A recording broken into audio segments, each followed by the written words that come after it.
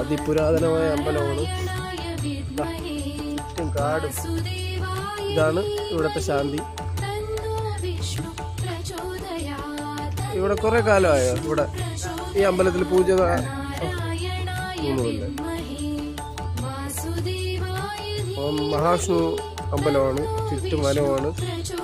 അതേ ഇവിടെ അടുത്താണോ താമസം? ഇവിടെ അടുത്താണോ താമസം? അമ്പലത്തിൽ തന്നെയാണ്. ഇവിടെ തന്നെ, ഈ അമ്പലത്തിൽ തന്നെയാണ് താമസം.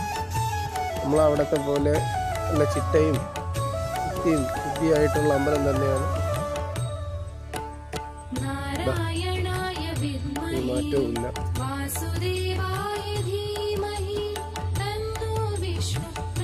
മഹാവിഷ്ണുവിൻ്റെ അമ്പലമാണ്. ഭഗവാന്റെ സന്നിധിയിൽ അമ്പലത്തിൽ വന്നു കഴിഞ്ഞു.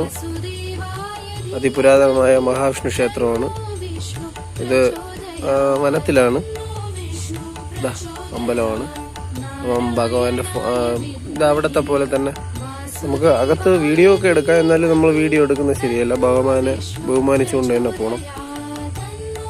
നല്ല മയിലിൻ്റെ സൗണ്ടും മുക്തവും വനവും പുഴയും മരങ്ങളും ഇതിൻ്റെ നടുക്കാണ് നമ്മുടെ അമ്പലം. മഹാവിഷ്ണുവിൻ്റെ അമ്പലമാണ്. നമ്മൾ ജോലിക്ക് വന്നിട്ട് നമ്മളെന്നും വരും.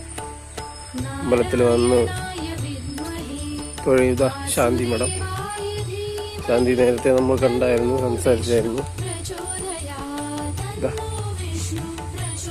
ചുറ്റമ്പലത്തിൻ്റെ ഭാഗമാണ്.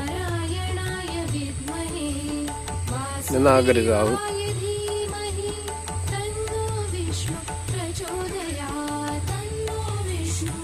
നാഗരികാവ്. പിന്നെ ഈ ആൽത്തറയിൽ അവിടെ ഉണ്ട്. അപ്പോൾ അടുത്തൊരു നല്ലൊരു വീഡിയോയുമായി നമുക്ക് വീണ്ടും കാണാം. ഞാൻ നിങ്ങളുടെ സ്വന്തമായിരുന്നു. അടുത്ത നല്ല വീഡിയോയുമായി പങ്കുവയ്ക്കാം.